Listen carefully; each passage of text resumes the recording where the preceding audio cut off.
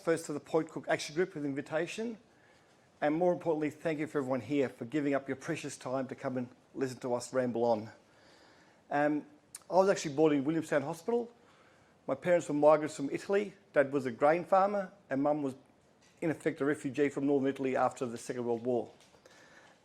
Spent half my life in Millers Road, North Altona, and attended primary and secondary schools there. My first day of school, I didn't speak a word of English, as was very common for many of us migrant kids of migrants back then. Since then, I've spent the rest of my life in Werribee, and the last 15 years been a resident of Werribee South. I've been a GP in Wyndham since 1988, and I've practiced cradle to grave medicine over that time. I've delivered over 3,000 babies. Well, actually the midwives delivered most of them, not me. I just sat there and watched. So I've had the unique experience of speaking to lots and lots of people over those years about local issues. My involvement started back in 2017. I was the chair of the Werribee South Ratepayers, a position I still hold. So I'm very used to actually advocating for the community. So I'm used to doing that, advocating for what the people want, not what I want. In 2017, the government proposed a youth detention centre in East Werribee, and the proposed site was going to be directly across the road from a proposed residential estate in Point Cook. So we fought very hard to have that moved to a more appropriate position. Since then, I've also been involved in the protest against the dumping of toxic soil near Werribee River, which would have been disastrous for the area. I've done lots of community work in Point Cook. My girls have played soccer at Point Cook Soccer Club for the last 4 or 5 years, and I've been the regular linesman, trying to run as fast as I can along the line every Sunday.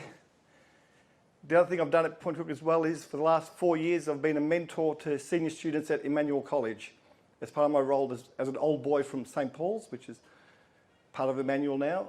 I've taken on the mentorship role. I really enjoy that. Also, just recently, the last couple of years, with the help of Wyndham Council, helped coordinate a COVID vaccination hub. And we managed to get lots of communities to come along there and cater for them. And the same model was replicated by clinics in Point Cook, down in Saltwater. They followed the model we started in Hoppers Crossing.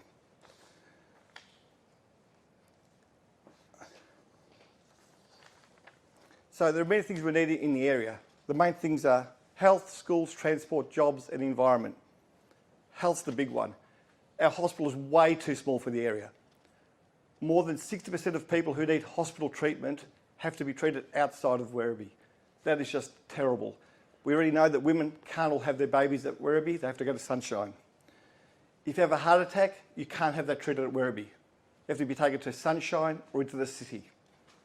And time to treat a heart attack is the biggest factor in preventing damage to your heart. So we definitely need cardiology services in Werribee. We also need comprehensive cancer surgeries. We have no radiotherapy. Our paediatrics is way too small. I'm not fussed whether the increased paediatrics is a new hospital at the Royal Children's or more facilities at Werribee. Just either one suits. It just has to happen.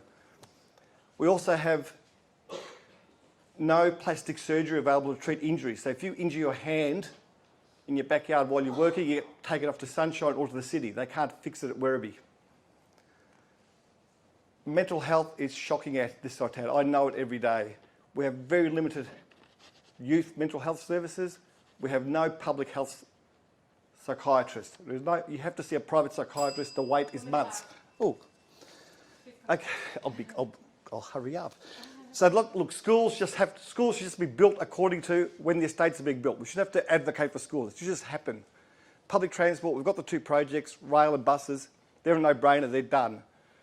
We need the Point Cook Indoor Sports Centre and we need the Aquatic Centre done. Now people say, why wait for an independent? Well, as an independent, I'm answerable to the people in this room.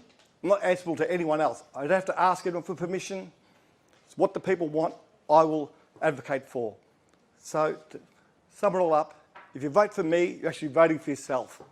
So together we can make the West matter. Thank you.